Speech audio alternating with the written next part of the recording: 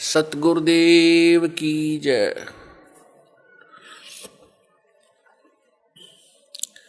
सर्वसंगत से प्रार्थना है। सत्संग प्रारंभ हो रहा है। कृपया सत्संग स्थल पर शांतिपूर्वक विराजमान होकर के श्रद्धा से सत्संग सुने। परमेश्वर की प्यारी आत्माओं से पुनर्निवेदन है, सत्संग प्रारंभ हो रहा है। कृपया सत्संग स्थल पर शांतिपूर्वक विराजमान होकर के श्रद्धा से सत्संग सुने। सत साहिब बोलो, सतगुरुदेव की जय। बंदी छोड़ कबीर परमेश्वर जी की जय। बंदी छोड़ गरीबदास जी महाराज जी की जय। स्वामी रामदेवानंद जी गुरु महाराज जी की जय हो।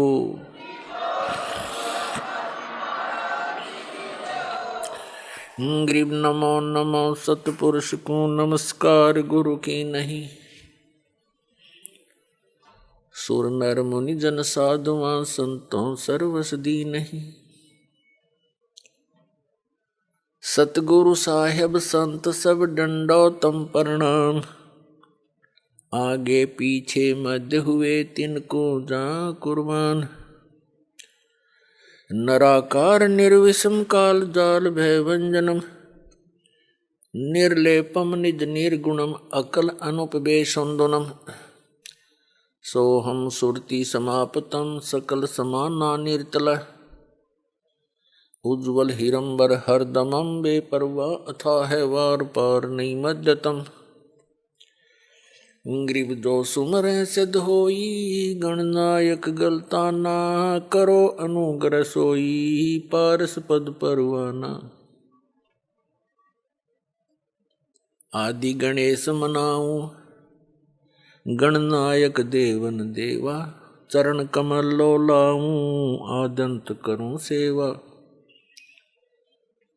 परम शक्ति संगीतम रिद्धि सिद्धि दाता सोई। अवगत गुण अतीतम सत्य पुरुष निर्मोही। जगदम्बा जगदीशम मंगल रूप मुरारी।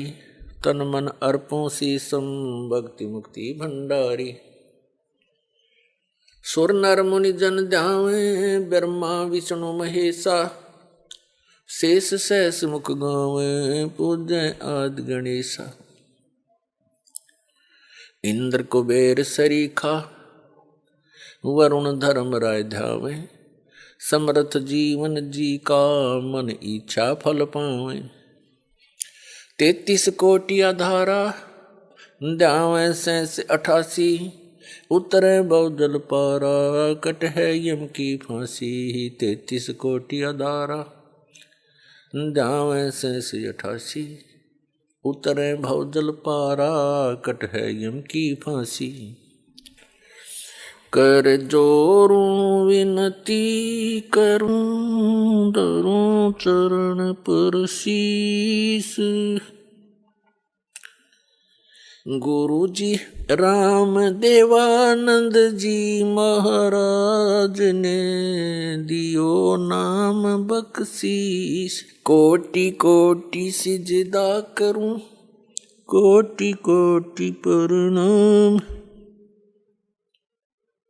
चरण कमल में राखियो मैं बंदी जाम गुलाम। कुत्ता हूँ गुरुदेव का रामपाल दास का नाम। गले प्रेम की जेवड़ी जहाँ खेचो वहाँ जाऊं मैं। तो करो तो बावड़ू दूर दूर करो तो जाऊं। जो राखो त्यों ही रहूं जो देवो सो खाऊं।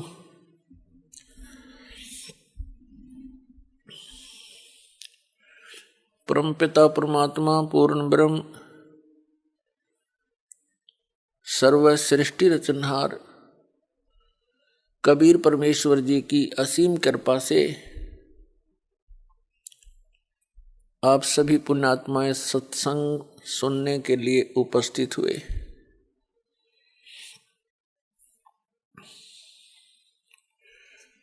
कबीर परमेश्वर जी हम सभी आत्माओं के पिता हैं, जनक हैं, उत्पत्ति करता है। हम अपनी गलती के कारण इस काल के लोक में फंस गए। अनजानपने में हमने भयंकर भूल कर दी, जिसका दुष्परिणाम हम यहां भोग रहे हैं।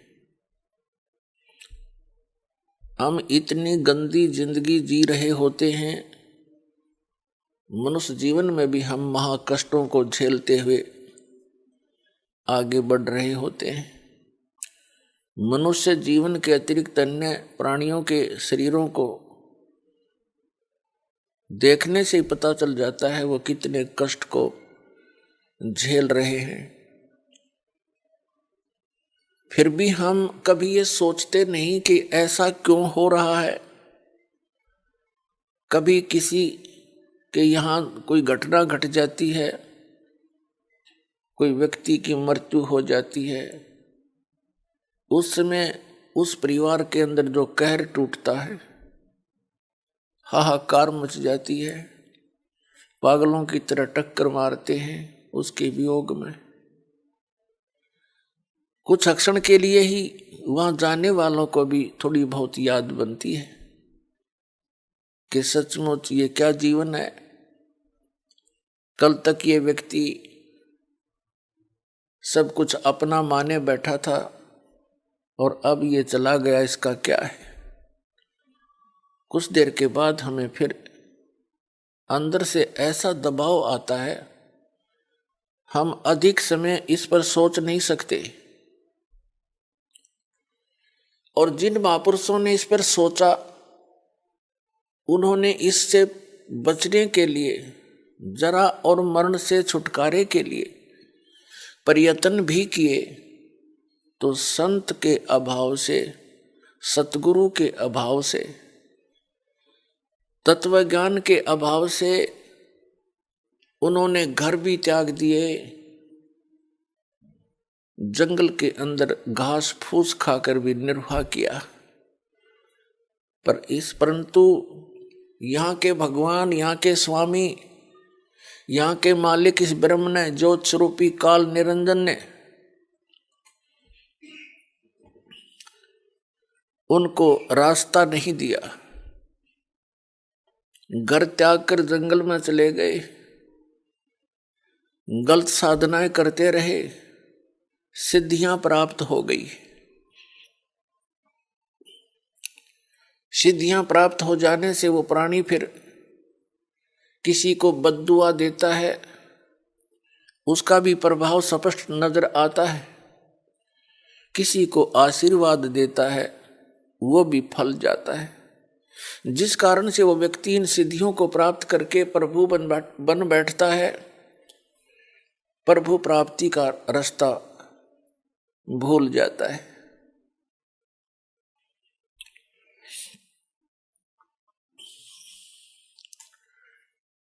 और फिर वो सदा के लिए अपना जीवन नाश कर जाता है। पुण्यात्माओं, आपका सौभाग्य है कि आपको वो मार्ग, वो अध्यात्म ज्ञान प्राप्त हो रहा है जो आज तक कुछ महापुरुषों को छोड़कर किसी को प्राप्त नहीं हुआ।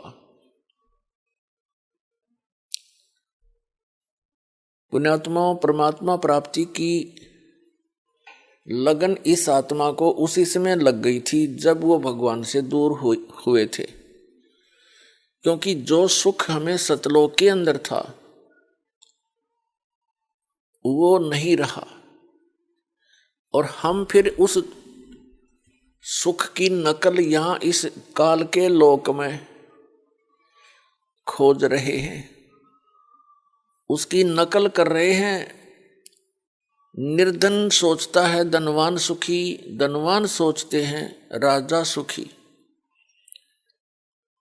ना राजा सुखी, ना धनवान सुखी, और निर्धन तो सुखी होगा कैसे? जब तक साधना नहीं, किसी के पास सत साधना नहीं है। राजा लोग सोचते हैं कि सुख तो ऊपर के लोकों में, स्वर्ग में होगा, इंद्र को होगा।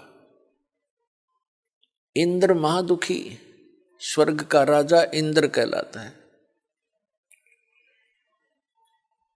परमेश्वर कबीर जी ने आकर बताया है कि बच्चों,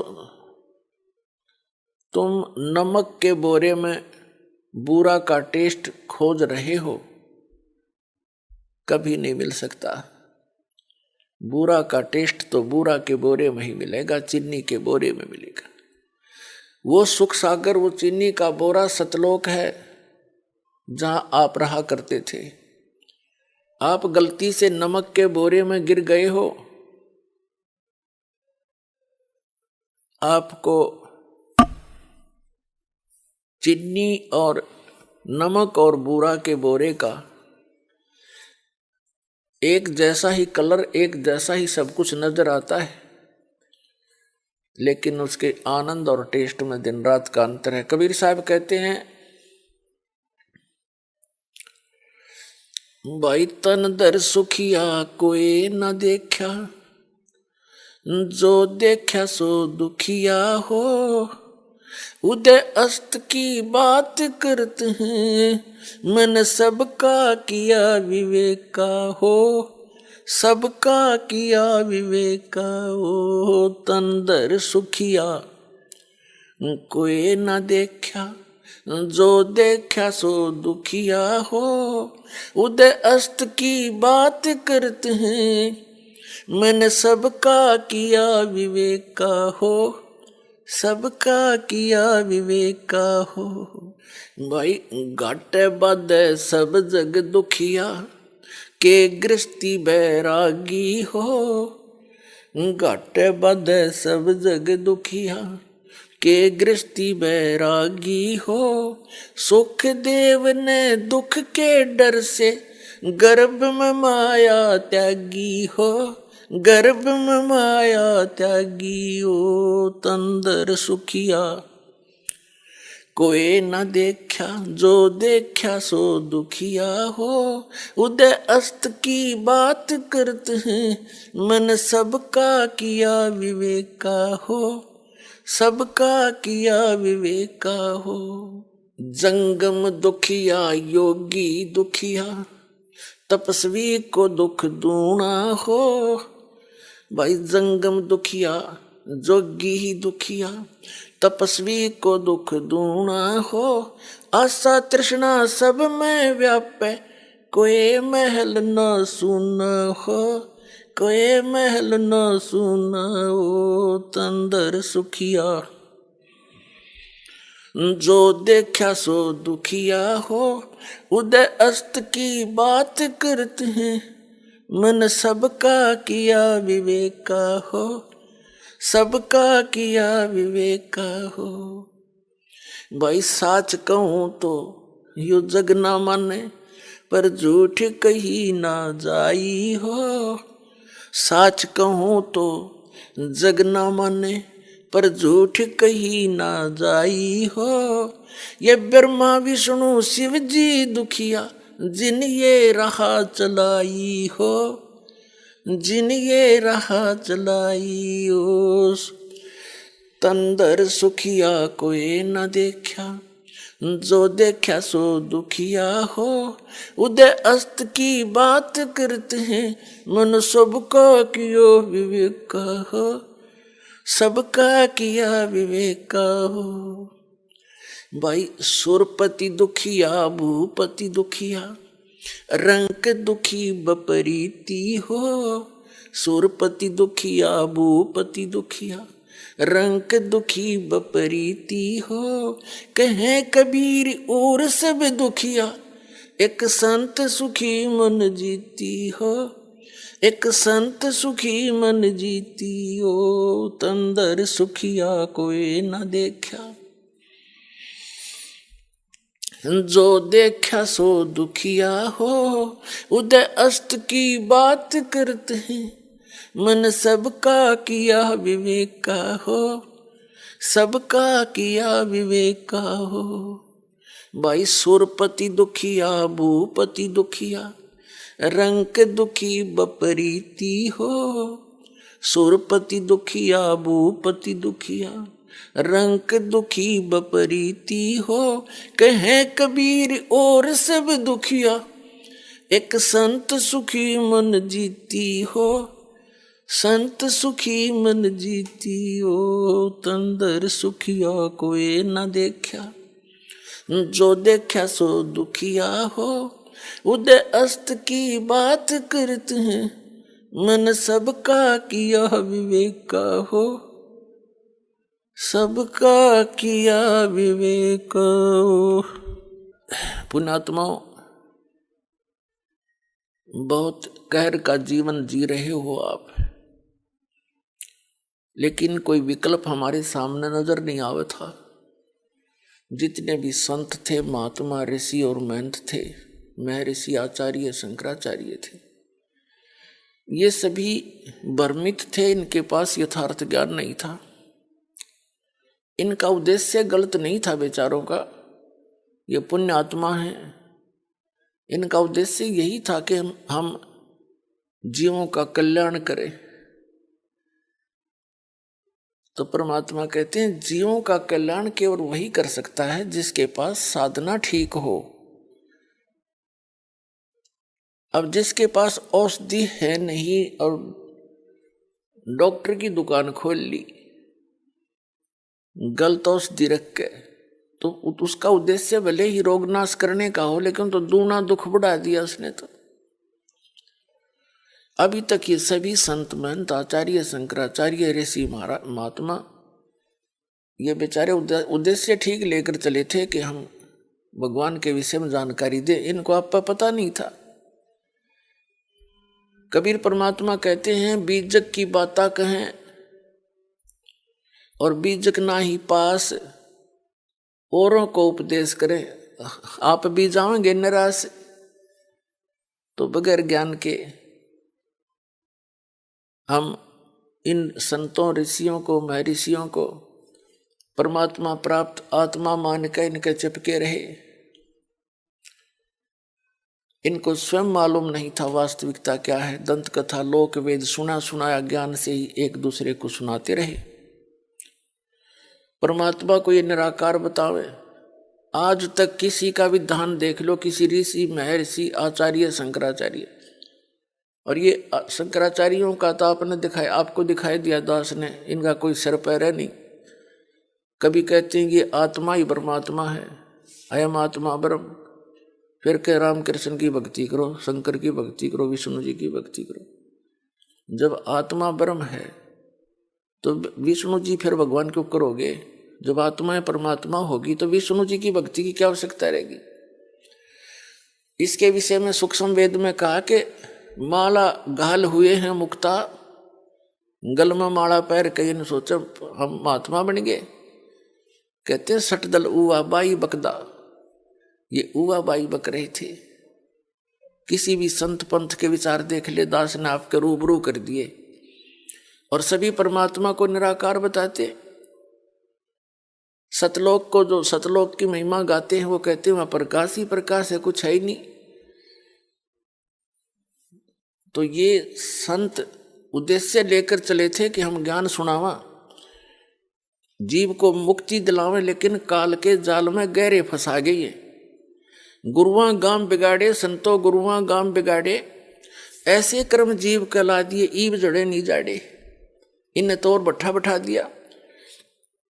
इन संतों को, महंतों को, आचार्यों को, ऋषियों को, महर्षियों को और इन शंकराचार्यों को भोली आत्मा परम संत मान के, परमात्मा प्राप्त मान के, इनके वचनों पर विश्वास करके ऐसे दृढ़ हो गए, किसी की नहीं सुनते।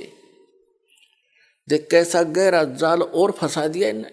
इनसे अच्छा तो वो जल्दी समझ रहे हैं जो अपने आप स्वतंत्र घूम रहे हैं। कई मंदिर में चले गए, कोई व्रत रख रहा है, कोई सालासर जा रहा है, कोई वैष्णो देवी जा रहा है। बेचारा जब उनको ये यथार्थ ज्ञान सुनने को मिलता गदगद हो जाते हैं, धन्य हो जाते हैं। उनको कोई भ्रमित करने वाला नहीं है। और जो इन संतों के नकलियां के फंस गए, ये उन्हीं गुरुओं से पूछते हैं कि रामपाल ऐसे कह रहा था, आपके बारे में ऐसा बोला। मैंने किसी के बारे में नहीं बोला, ज्ञान पर बोलता हूं मैं, किसी व्यक्ति विशेष पर नहीं बोलता कि वो चोर है, गुंडा है या अच्छा है। नहीं, जो ज्ञान में गलती करता है उसको, उसकी गलती को सुधारने के लिए आगाह करता हूं कि तुम गलत जा रहे हो, तुम्हारी दिशा गलत है, आप भी दुखी, आपको अनुयायियों को भी गलत ले जा रहे हो। तो वो उन्हीं गुरुओं से पूछते हैं या अपने गुरु भाइयों से, बहनों से पूछते हैं। उन्होंने वही एक ही ज्ञान सुना हुआ है, वो कहते हैं नहीं यही ठीक है, वो वैसे ही बोलता है।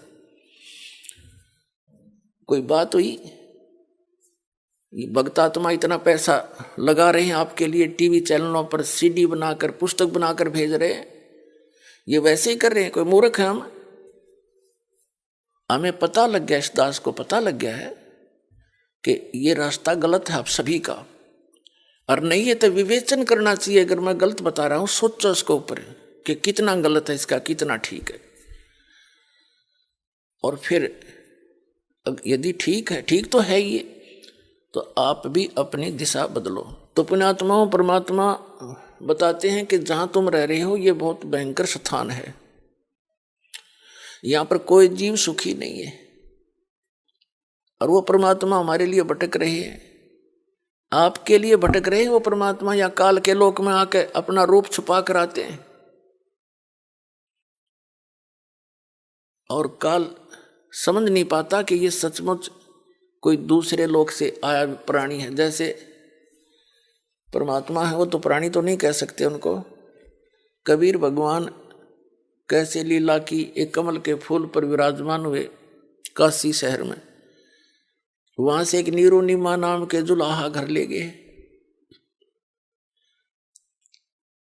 और वहां जुलाहे के यहाँ पालन होने से, लीला पालन तो सबका करते हैं, कुंवारी गायों का दूध पिया मालिक ने, धीरे धीरे बड़े हुए, जुलाहे का काम करते थे, एक झोंपड़ी में रहते थे।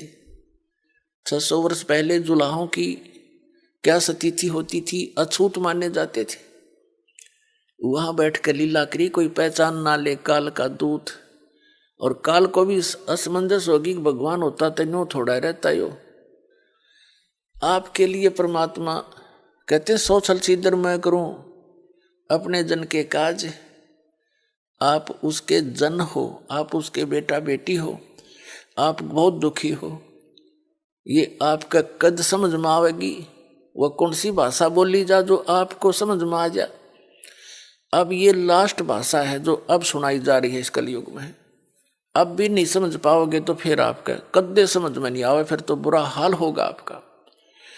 कहते हैं आगे गए ना बावड़े, अरे ते भी सब जा, जो चले गए उनको आके बताया नहीं, वहां के बिजली गिरी उनके ऊपर, और बाकी ऐसे चले जाएंगे। कहते बिन साहेब की बंदगी की ठोर ठिकाना ना। अब परमात्मा कहते मैं ही आऊं और मैं ही जाऊं। एक पल में सतलोक में, दूसरे पल में आपके पास होते हैं, समझाने के लिए किसी रूप में कहीं ना कहीं लीला कर रहे होते हैं। तो परमात्मा कबीर जी बताते हैं कि आप यहाँ गलत स्थान पर रह रहे हो, आंखें खोल लो, कुछ चेतना करो, विचार करो परमात्मा की वाणी पर। और ये मनुष्य शरीर और ये कलयुग की बिचली पीढ़ी में मानव शरीर, ये पुण्यात्माओं असंख्यों युगों के बाद आपको प्राप्त होता है। सतगुरु आए दया करी, ऐसे दीन दयाल, बंदी छोड़ वृत्तास का जठ अग्नि प्रतिपाल। आपके साथ वो माँ के पेट से ही रहता है। माँ के गर्भ में कितने कष्ट होते हैं इस प्राणी को, वहां भी आपकी रक्षा वो कबीर परमात्मा ही करते हैं। और बाहर आने से पहले बाहर आते ही माँ के सतनों में दूध भेज देता है भगवान, उससे पहले दूध नहीं। कहते हैं थन दूधी को चीर के जय कोई खोज जय दूध। गरीबदास इस पिंड में, शरीर में हाड मांस और गूद। कहते महस मही जब होत है, हाड चाम की देह में, अमृत दूध सरवंत गरीब दास इस पिंड से, इस शरीर से ऐसे मिला भगवंत। अब क्या बताना चाहते हैं परमात्मा के, परमात्मा हमारे साथ कबीर जी अपनी लीला आप पे करने आते हैं, अपनी महिमा आप ही बताते हैं। उस परमात्मा के दिए हुए ज्ञान को दास ही अपने शब्दों में बताना चाहता है। उन्होंने क्या बताने की चेष्टा की है कि तुम जहां रह रहे हो ये लोग ठीक नहीं। तन धर सुखिया कोई न देखा, जो देखा सो दुखिया हो। उदय अस्त की बात करे मैंने सबका किया विवेक। कहते हैं घाटे बाद सब जग दुखिया, जिसको आनी होगी वो भी दुखी और जिसने लाभ हो गया वो भी दुखी। वो कैसे दुखी? मान लीजिए उसके पास 4, 5, 10 लाख रुपए सेविंग होगी कहीं से, अच्छा बड़ा बिजनेसमैन है, तो वो 50 लाख का और अन्य प्रोजेक्ट ला बैठेगा। 10 लाख तो अपने, 40 लाख लोन है, फिर उसमें हो जाए कोई गड़बड़, माथे पर हाथ लगा बैठ जा, रात में नींद आवे नहीं, कर्जे वाले पीछे पीछे वो छुपता फिरे। तो यहां कहते हैं घाटे बाद सब जग दुखिया के गृहस्थी बैरागी हो। अब गृहस्थी तो दुखी है ही, घाटे आने और लाभ से। बैरागी जो बाहर चले गए, घर छोड़कर जंगल में चले गए, वहां जाकर उसने फिर सारा जुगाड़ फिर जोड़ना पड़ा, झोंपड़ी गालनी पड़े, रोटी भी खाने के लिए जुगाड़ जोड़ना पड़े, मांग के लावे नगरी में तो वहां बनावर खावे, जो का तो फेर हो गया। कदे भिक्षा ना मिले तो सारी रात भूखा काटे, भक्ति तो होली भूखा याद रहे फिर उसके। तो परमात्मा कहते हैं इस मन की सारी उल्टी बाण है, उल्टी आदत है। अब ये साधना है जो दास ने आपको बताई, जो भगवान ने आके बताई। नाम उठत ना हम बैठत, नाम सोवत खा जागवे, नाम खाते नाम पीते, नाम से ती लागवे। ये साधना है। किसी भी सदग्रंथ में देख लो, महापुरुषों ने जिन्होंने भगवान पाया उनके इतिहास, उनकी वाणी में देखो, अपने दैनिक कार्य को करते हुए आप परमात्मा प्राप्ति कर सकते हैं। समय पर रोटी खाओ, समय पर आपको सारी व्यवस्था घर पे उपलब्ध होती है, भक्ति करो।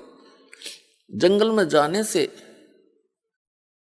केवल वहां बैठ जाने मात्र से भक्ति परमात्मा प्राप्ति नहीं होती, इस सत्य भक्ति से परमात्मा प्राप्ति होगी।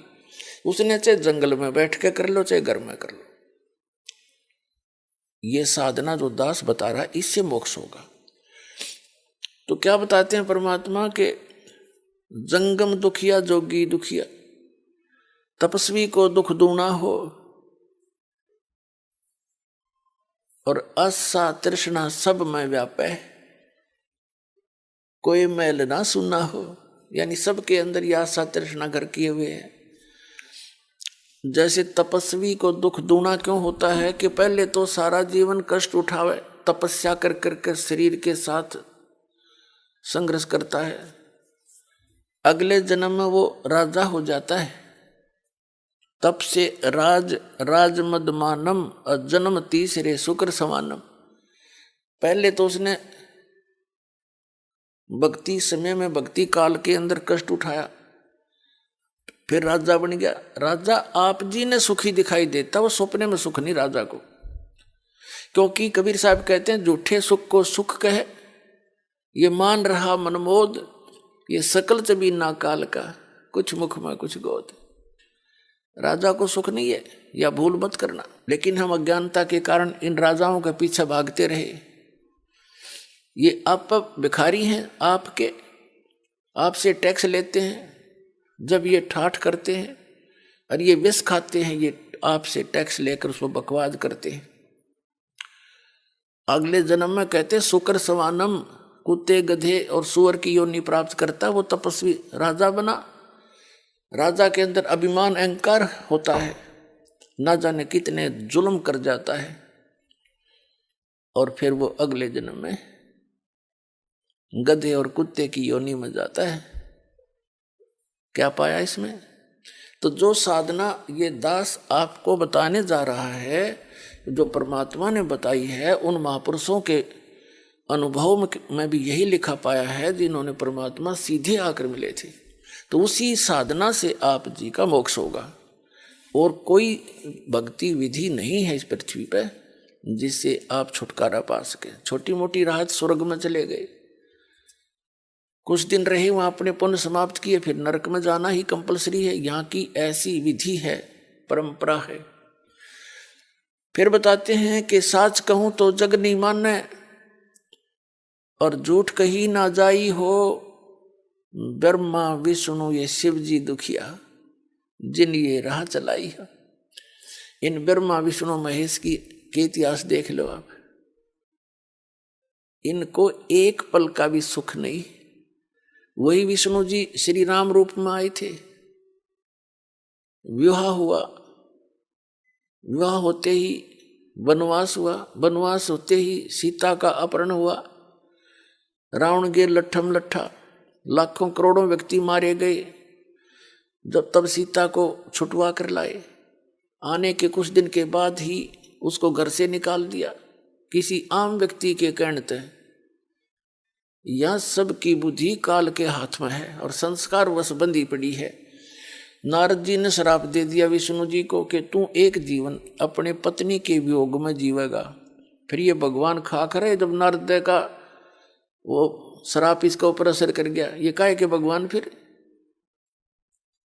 भगवान पर असर करे। सीता जी की अग्नि परीक्षा करके श्री रामचंद्र जी वहां से लाए थे, यदि तू कलंकित हो चुकी है तो अग्नि में जल जाएगी, टंटा कटेगा तेरा, और यदि अग्नि में नहीं जली तो तू निष्कलंक है, रावण से ने छुआ नहीं तुझे। ऐसा ही हुआ, अग्नि परीक्षा में खरी निकली सीता, और फिर घर ले आया सबके सामने परीक्षा करके।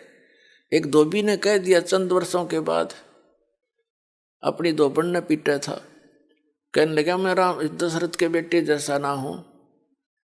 रामचंद्र का रावण के पास रही सीता, उसको घर पर रख रहा है।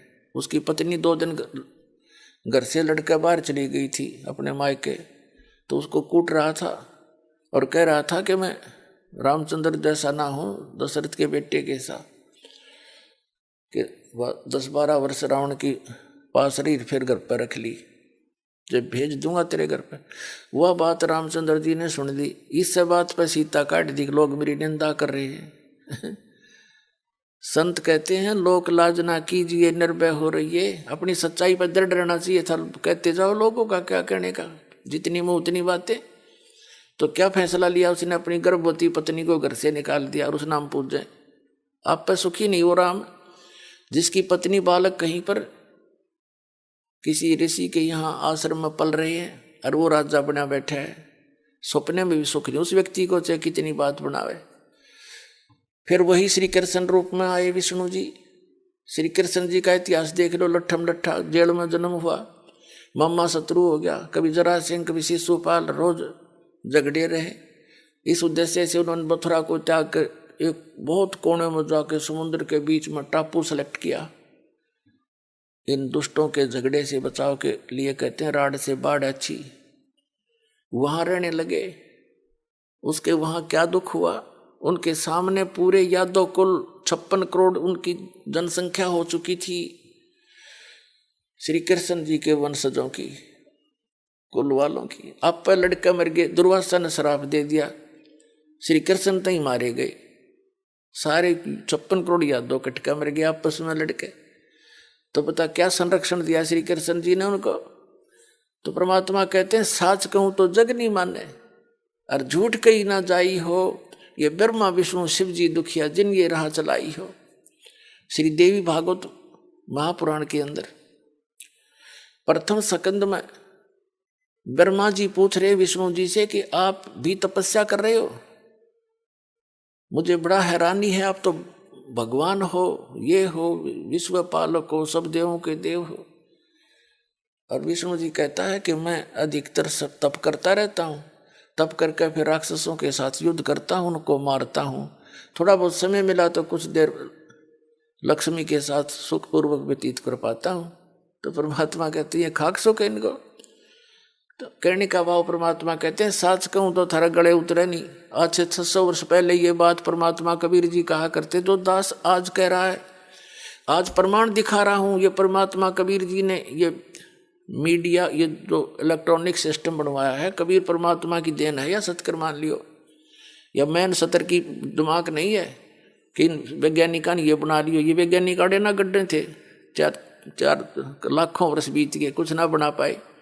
ये आपके लिए बनवाया है कि मेरे बच्चे, मुझे पहले आपको शिक्षा दी, शिक्षित किया पूरे विश्व को, और फिर ये इलेक्ट्रॉनिक सिस्टम, सैटेलाइट, इंटरनेट बनवा के आपको घर बैठे संदेश दिवा रहे हैं इस दास के माध्यम से। देखो ये इतिहास है, ये इनका। तो पुण्यात्माओं, ये समय अब आपके लिए बहुत ही जो है गोल्डन चांस बताते हैं, वो है स्वर्ण समय है, ये स्वर्ण समय। अब परमात्मा ने 600 वर्ष पहले यही कहा करते थे, साच कहूं तो यू जग नहीं मानता और झूठ में कह नहीं सकता। और साच कहते हैं, ब्रह्मा विष्णु शिव जी दुखिया जिन ये राह चलाई हो। फिर बताते हैं कि सुरपति दुखिया, भूपति दुखिया और रंक दुखी बपरीति हो। सुरपति यानी इंद्र का, स्वर्ग का राजा, देवताओं का मालिक सुरपति, उसका इतिहास देखो। इंद्र का दुर्वासा ने श्राप दे दिया, दुर्वासा ऋषि ने, इंद्र का राज खत्म हो गया, पता नहीं कहाँ जाकर जीवन व्यतीत किया। कभी राक्षसों के साथ झगड़े, लट्ठम लट्ठा, खाक जीवन है इनका ये। तो जो स्थान सुख का है उसको आप भूल ही चुके हो। हम स्वर्ग तक सीमित हो गए थे, हमारी बुद्धि की सीमा स्वर्ग तक स्थिर हो चुकी थी। अब परमात्मा ने बताया, ये स्वर्ग तक तुम्हारा सबसे बड़ा शत्रु है, आपकी पूंजी का नाश करवाता है, और फिर वहां खत्म करके आपकी पूंजी को नरक में डाल दिया जाता है। तो सतलोक जाएंगे तब पीछा छूटेगा। क्या बताते हैं, सुरपति दुखिया, भूपति दुखिया, रंक दुखी बपरीति हो। अब निर्धन तो आप पे दुखी, स्वाभाविक दुख है उसको। तो कबीर साहब कहते हैं, कहे कबीर और सब दुखिया, एक संत सुखी मन जीती हो। आप इस ज्ञान को सुनकर आपने अपनी जो इच्छाएं हैं वो कम करनी पड़ेंगी। जो हम अननेसेसरी डिमांड भगवान पर रखते रहे, और वो दे भी देते हैं, क्योंकि आपकी भक्ति, आपको कदे मांग लो जब देंगे, पर वो दुरुपयोग कर लिया करते थे हम। अब हम इतना ही मांगेंगे, कितना, साईं इतना दीजियो जा मैं कुटुंब समावे, हम भी भूखे ना रहें, कोई अतिथि ना भूखो जावे। इतना दिए दाता कि जिसमें कुटुंब समावे, रिक्वायरमेंट ऑफ द फैमिली, यानी हमारे परिवार की जो आवश्यकताएं हैं वो पूरी हो जाए, और हम भी भूखे ना रहें, कोई अतिथि आ जा वो भी भूखा ना रहे। तो कबीर साहब कहते हैं, कल पे कारण कौन है, कर सेवा निकाम, और मन इच्छा फल देऊंगा जो पड़े मेरे ते काम। कबीर साहब कहते हैं, तू ऐसे बेमतलब की कल्पनाएं, ये चिंताएं करने से कोई लाभ नहीं। मैं जो साधना विधि बताता हूं उस भक्ति को करो, ऐसे मर्यादा में रहो, अपना जीवन रूपी सफर इस भक्ति मार्ग पर तय करना प्रारंभ करो। फिर इस जीवन रूपी सफर में आपको जो भी कोई आपत्ति आवेगी, फिर मन इच्छा फल दूंगा जो पड़े मेरे ते काम, पड़े धनी से काम। आपको परमात्मा ने सब पता है कि किस चीज की आवश्यकता आपको शायद ना पता हो, उसको अवश्य पता है किस बच्चे को अब क्या आवश्यकता पड़ेगी, तो उससे पहले ही आपकी व्यवस्था कर देगा वो। कबीर साहब कहते हैं, जो जन मेरी शरण है ताका हूं मैं दासे, गेल गेल लाग्या फिरूं हूं जब तक धरती आकाशे। पुण्यात्माओं, आप तो बिल्कुल बच्चे हो इस मार्ग में, ठीक है। जो काफी समय से इस दास के सत्संग सुन रहे हैं उनको बहुत ज्ञान हो चुका है, क्योंकि हम जैसे पहले अन्य उपासना किया करता था, ये दास जैसे श्री राम, श्री कृष्ण, शंकर भगवान, विष्णु भगवान, हनुमान जी, बाबा श्याम जी, इनकी पूजाएं करते थे। जैसा भी लोकवेद सुन रखा था, और उनके करते करते भी हमें बहुत से लाभ होया करते, और हम यही सोचा करते थे कि ये भगवान श्री कृष्ण, भगवान श्री राम, विष्णु, शंकर भगवान, हनुमान जी, श्याम जी, ये हमें ये सुख दे रहे हैं। और भक्ति भी जैसे आम कोई राम राम कृष्ण कृष्ण इस तरह के, हरि ओम हरि राम, ये मंत्र अपने जैसे सुने सुनाए हम आप पर जाप करा करते। इन मंदिरों में जाते थे, गदगद होते थे भगवान के दर्शन करके, मूर्तियों के, और फिर भी हमें बहुत से लाभ होते थे। बहुत से संकट ऐसे टले हैं इन्हें सोच भी नहीं सकते पहले भी। तो हम ये सोचा करते थे कि जो पूजाएं हम कर रहे हैं इनसे ही लाभ हो रहा है। अब इस परमात्मा के तत्व ज्ञान रूपी रोशनी में अब दिखाई दिया कि नहीं, वो हमारा केवल प्रारब्ध ही चल रहा था, और वो परमात्मा पूर्ण ब्रह्म कबीर साहब ही हमें सब कुछ कर रहा था, फिर भी वो साथ ही था हमारे। गुणात्मा एक मोटा सा उदाहरण है, कहते हैं सौ छल छिद्र मैं करूं अपने जन के काज। जैसे आपने द्रौपदी का उदाहरण सुना होगा, आपने केवल इतना सुन रखा है कि द्रौपदी का चीर बढ़ा दिया श्री कृष्ण जी ने। श्री कृष्ण नहीं बढ़ा सकता एक तिल भी, श्री कृष्ण का तो कोई औकात ही नहीं। कहते मासा घटे ना तिल बढ़े, विद ना लिखे जो लेख, और सच्चा सतगुरु मेट कर ऊपर मार दे मेख। उदाहरण के लिए छोटा सा एग्जाम्पल है कि एक समय धर्मदास जी ने परमेश्वर कबीर जी से प्रसन्न किया कि हे परमात्मा, मैं तो श्री कृष्ण के ऊपर फिदा हूँ, मैं उसका प्रशंसक हूँ, उपासक हूँ। उन्होंने राजा मोरध्वज के पुत्र ताम्रध्वज को आरे से 2 फाड़ करवा कर चिरवा कर, वो मर गया था, उसको फिर जीवित कर दिया। आप कहते हो ये कुछ कर नहीं सकते। परमात्मा ने कहा कि धर्मदास और थोड़ा सा आगे भी सोचो। जिस समय महाभारत का युद्ध हुआ और अभिमन्यु की मृत्यु होगी, सुभद्रा पुत्र अभिमन्यु, सुभद्रा श्री कृष्ण की बहन थी और अभिमन्यु उसका सगा भांजा था। सुभद्रा रो रही थी, पांडवों का कुल नाश हो रहा था, श्री कृष्ण रो रहा था, और श्री कृष्ण अभिमन्यु को जीवित नहीं कर सका। और वहां मोरध्वज के पुत्र को जा पंगा लिया, उसको चीर कर जीवित कर दिया, तो वहां उसको क्यों ना जीवित किया। धर्मदास जी कहने लगे, भगवान आप ही बताओ, ये तो हमारे बुद्धि कभी काम ही नहीं करी ऐसी। तो परमात्मा ने कहा कि ये जैसे मोरध्वज के पुत्र ताम्रध्वज की आयु शेष थी, तो उसने उसको आप पे मार दिया और आप पे जीवित कर दिया, तो जादूगर करके दिखा देते हैं। लेकिन अभिमन्यु को क्यों नहीं जीवित कर सका? क्योंकि उसकी आयु शेष नहीं थी, ये एक श्वास भी नहीं बढ़ा सकते। और परमात्मा कहते हैं जो हमारी शरण में आ जाएगा उसकी आयु जब चाहेगा जब मौत देंगे उसको। मौत क्या, उसको जीवन देंगे, सतलोक में वास करा देंगे, रहना चाहे जब तक यहाँ रहिए, भक्ति करिए, नियमित रहना। हम वो शक्ति हैं, कबीर साहब ने कहा धर्मदास को। तो पुण्यात्मा, जैसे श्रीमद् भगवद गीता अध्याय नंबर 15 के श्लोक नंबर 16-17 में 3 पुरुष बताए हैं, एक सरपुरुष, एक अक्षर पुरुष। सरपुरुष तो ये ब्रह्म है, 21 ब्रह्मांड का स्वामी है, बस इतना ही भगवान है, इतना ही प्रभु है यो। और अक्षर पुरुष यो 7 शंख ब्रह्मांड का, नील पद्म शंख, 7 शंख ब्रह्मांड का स्वामी है, इतना ही प्रभु है।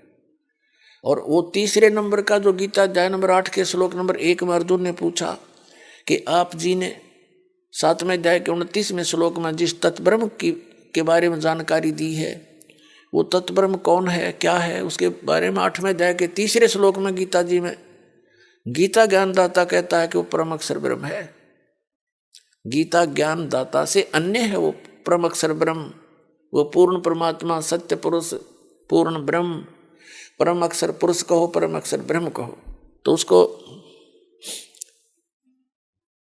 तो यहां जो 15वें अध्याय के 17वें श्लोक में कहा है कि उत्तम पुरुष है तू अन्य। 16वें श्लोक में 2 पुरुष बता दिए, सरपुरुष और अक्षर पुरुष, और इनके अंतर्गत जितने भी प्राणी आते हैं वो सभी, ये भी इनके अंतर्गत जितने प्राणी वो सभी नाशवान हैं, लेकिन आत्मा किसी की नहीं मरती, वो तो विषय अलग है, गधे की बिना मरती बात है। फिर 15वें अध्याय के 17वें श्लोक में कहा कि उत्तम पुरुष है तू अन्य।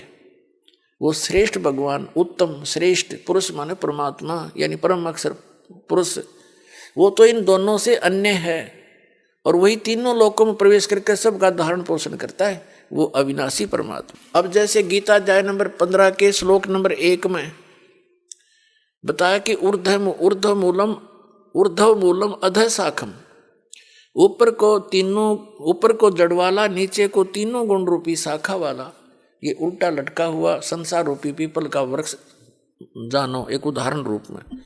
तो जो जड़ है वो तो परम अक्षर ब्रह्म है। कबीर परमेश्वर जी ने स्वयं आकर अपनी जानकारी आप पे बताई। अक्षर पुरुष एक पेड़ है, निरंजन यानी सरपुरुष वा की डार, और तीनों देवा शाखा हैं ये पात रूप संसार। तो मूल कौन है वो ये दास बताएगा, वो परम अक्षर ब्रह्म है। अक्षर पुरुष तो तना है, समझो वृक्ष, जमीन से बाहर जो दिखाई देता है जितना भी वो वृक्ष कहलाता है। तो वृक्ष के फिर भाग हैं, अलग अलग विभाग हैं। नीचे तना है वो तो अक्षर पुरुष समझो, फिर उससे एक मोटी डार निकली है वो सरपुरुष समझो, ये ज्योति निरंजन काल। उसकी 3 शाखाएं हों वृक्ष की, यानी रजगुण ब्रह्मा, सतगुण विष्णु, तमगुण शिवजी रूपी इसकी ब्रांच है,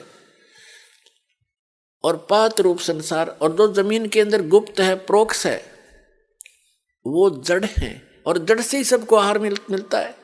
पूरे पेड़ को जड़ से सी खुराक मिलती है, वही सबका धारण पोषण करने वाला है। तो गीता अध्याय नंबर 15 के श्लोक नंबर 17 में कहा कि उत्तम पुरुष तु अन्य परमात्मा इति उदाहरते। ये लोग तेरे में आविष्य विभर्ती, वो तीनों लोकों में प्रवेश करके सबका धारण पोषण वही करता है, वो वास्तव में अविनाशी परमात्मा है। तो पुण्यात्मा ये एग्जाम्पल बहुत गजब का है। उल्टे लटके हुए संसार रूपी वृक्ष का जड़ से ही पूरे विश्व को, यानी पूर्ण परमात्मा से ही पूरे विश्व को सब कुछ मिल रहा है। जो भी आपका वर्क डन है वो भी वहीं से मिल रहा है। अब जैसे कोई नौकरी करता है गवर्नमेंट की, वहां उसने दिहाड़ी करी, उसकी तनख्वाह बनी, कैशियर के पास आ गई, ट्रेजरी में आ गई, उसने दे दी उठा के, आपका वर्क डन था। अगर आपने नौकरी ना कर रखी हो, हाजिरी ना लग रही हो, तो कैशियर ना दे चवन्नी। तो ये भगवान तो कैशियर समझ लो, ब्रह्मा विष्णु महेश्वर उस परम पिता के। अब जैसे द्रौपदी का उदाहरण आपने सुना, परमात्मा जानी जान है, उसको पता है मेरे बच्चों पर कहाँ आपत्ति ये काल डाल देगा। ये तो समझ नहीं पा रहे बालक हैं। परमात्मा ने ऐसी लीला करी, द्रौपदी प्रतिदिन स्नान करने के लिए, जब वो कंवारी थी अपने पिता के घर पे थी, स्नान करने के लिए गंगा पर जाया करती थी। वहां उसके पिता द्रौपद ने, राजा द्रौपद ने एक घाट बनवा रखा था, लेडीज घाट, स्नान के लिए अलग से व्यवस्था करके। एक अंधा महात्मा, पुण्यात्मा आपके बहुत देर तक समझ में आओगे परमात्मा आपके लिए कैसे भटक रहा है। और हम तो बालक हैं, या कोई नशा कर रहा है, उसको उसके लेखे कोई घूमने जाओ उसके आसपास, उसको पता ही नहीं। तो काल की भांग पी रखी हमने।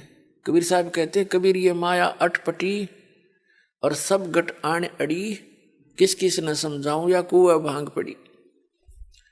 एक एक न समझाना पड़ता है। जब जाके 3 महीना में नशा उतरा इस ज्ञान को सुनने पीछे, करो सचमुच या तो बात तो कुछ और है। तो इतना गहरा नशा करवा रखा अज्ञान का आपके, इसके इस झूठे सुख में आसक्त फिरे पड़े कार और कोठिया में। कल मृत्यु हो जाए फिर गधा बन के कुमार के नीचे लट्ठा तले, वो भूल गए, वो याद देना आती मारे। अब याद आवेगी आपको, रात में भी नींद नहीं आवेगी, जो जिनकी आत्मा जाग जाएगी ये सत्कर मान लेना। बकवाद नहीं बहाऊंगी फिर आपको, पीछा छुटाना भारी हो जाएगा आपको। अभी तो नशे में हो, आपको जैसे नारी सचमुच ऐसे कर टूटे हैं, और ज्ञान से ही पता हुआ करता, ज्ञान आज तक मिला नहीं हमारे को, ये नकली ने सटपट करके हमें पीछे लाए बैठे रहे। अब द्रौपदी स्नान करने के लिए जा रही थी, एक अंधा महात्मा उस सत्य पुरुष का उपासक, वैसे तो ये कहानी कुछ और बताऊंगा बाद में, लेकिन अब कहानी की इस कथा को सुनाने में ऐसा ही आनंद ज्यादा आएगा। एक अंधा महात्मा, क्योंकि परमात्मा कबीर जी 100 लीलाएं करते हैं, जैसे सुदर्शन नाम का एक सुपच था वाल्मीकि, और पांडवों की यज्ञ में किसी से संपूर्ण नहीं हो रही थी, तो वहां कबीर परमात्मा उस समय करुणा में नाम से आए हुए थे द्वापर में, और वो सुदर्शन उनका शिष्य था। सुदर्शन उनका शिष्य था। सुदर्शन तो चला गया कि नो पता लग गया कि पांडव फिर आओगे तेरे पास और तुझे ले जाएंगे हाथ पैर जोड़ के, क्योंकि उनका यज्ञ पूर्ण होना ही नहीं तेरे बिना। तो वो तो चला गया सैर सपट्टे को। पीछे से कबीर परमात्मा सुदर्शन रूप धारण करके वहां पहुंच गए पांडवों की यज्ञ में, और वहां शंख बजा दिया, डूंडा ठा दिया ना। 33 करोड़ देवता, 88,000 ऋषि, 12 करोड़ ब्राह्मण, सब ने भोजन खा लिया, राम श्री कृष्ण ने खा लिया, और शंख नहीं बाजा। कहते उस परमात्मा ने भोजन करते यानी डूंडा ठा दिया। तो ऐसे ही समझना इस कथा को। एक परमात्मा कबीर जी आए हुए रहते हैं, और वो जगह जगह अपनी लीला करते थे। कुछ दिन रहकर चले जाते थे, जो भक्त उनकी शरण में आके उनको उपदेश दे जाते थे, फिर वो भक्ति करके अपना बैटरी चार्ज कर लेते थे, उनका पुण्य बन जाता था। ऐसे एक महात्मा था अंधा, सूरदास, परमात्मा के संपर्क में आया, उसको सब दुखों का पता लगा अंधे ने। अब अंधा भी जब यहाँ के सुख चावे है तो उसके साथ नालायक आदमी नहीं, यहीं कोई नौकरी चावे, कोई फंड चावे, अरे सब कैर टूट रहे तेरे ऊपर।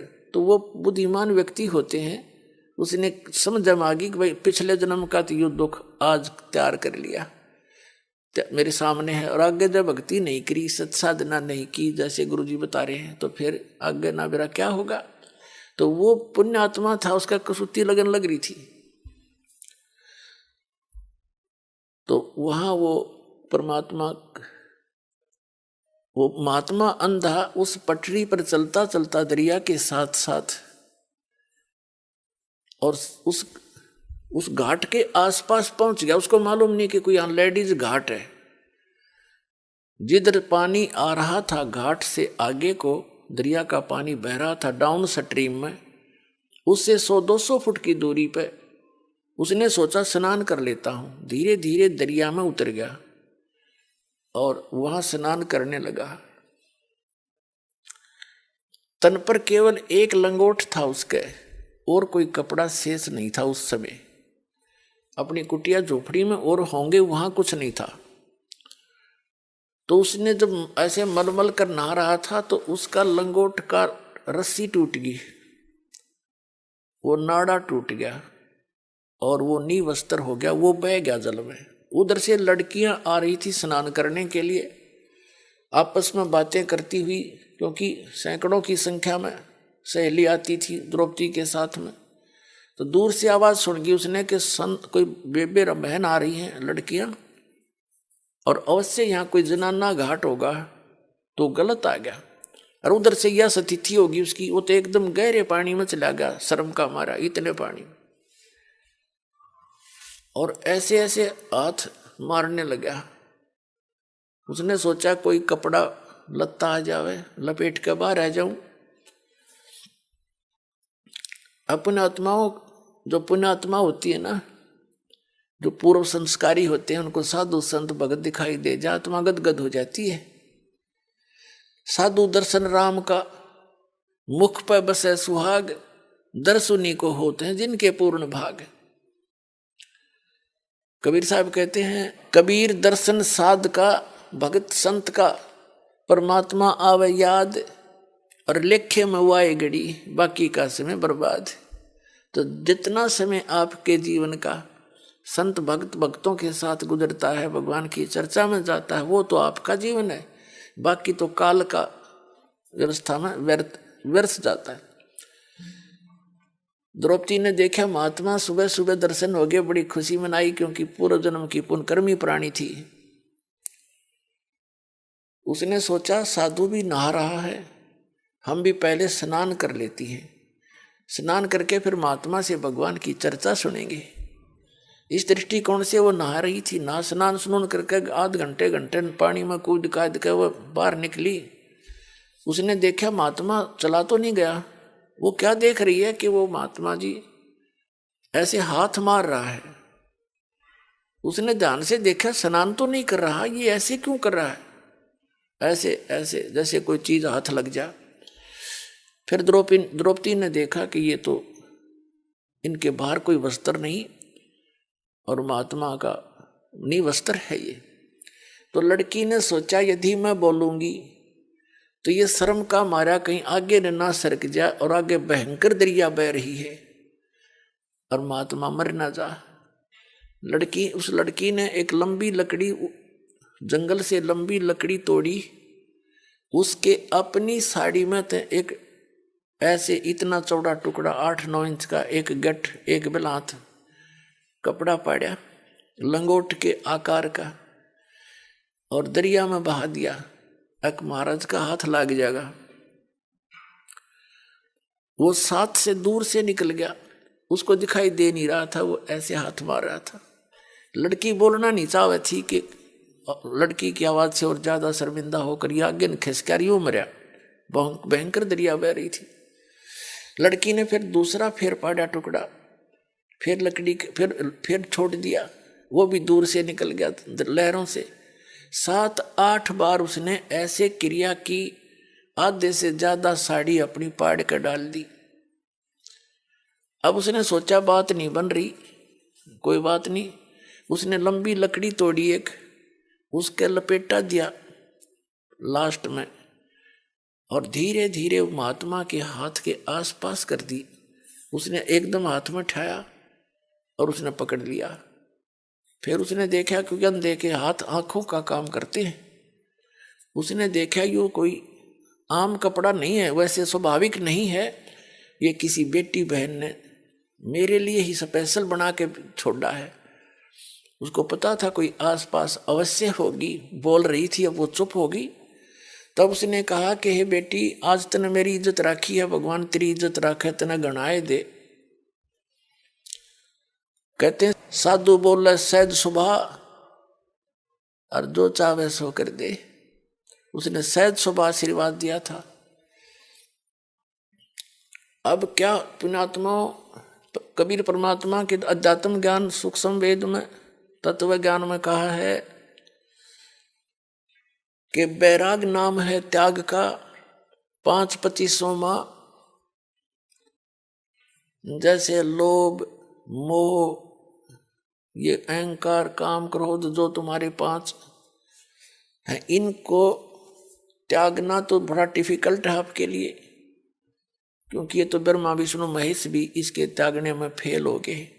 तो परमात्मा ने इनकी दिशा बदलने का संकेत दिया है, विधि बताई है कि लोभ करे तो यूं करे, ऐसा करे, लालच करे तो ऐसा करे।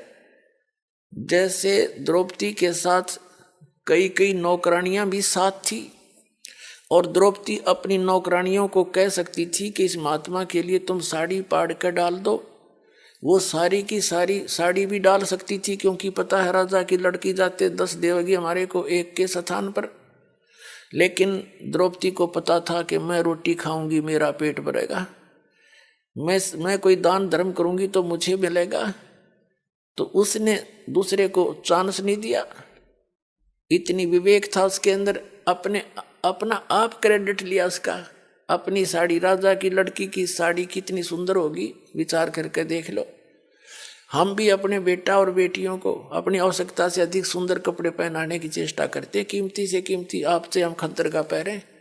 राजा की लड़की कैसा साड़ी पहन के गई होगी, कितनी कीमत होगी, पर उस लड़की ने एक नहीं देखा, उसने महात्मा दिखाई देता कि इसका संकट निवारण हो किसी तरह।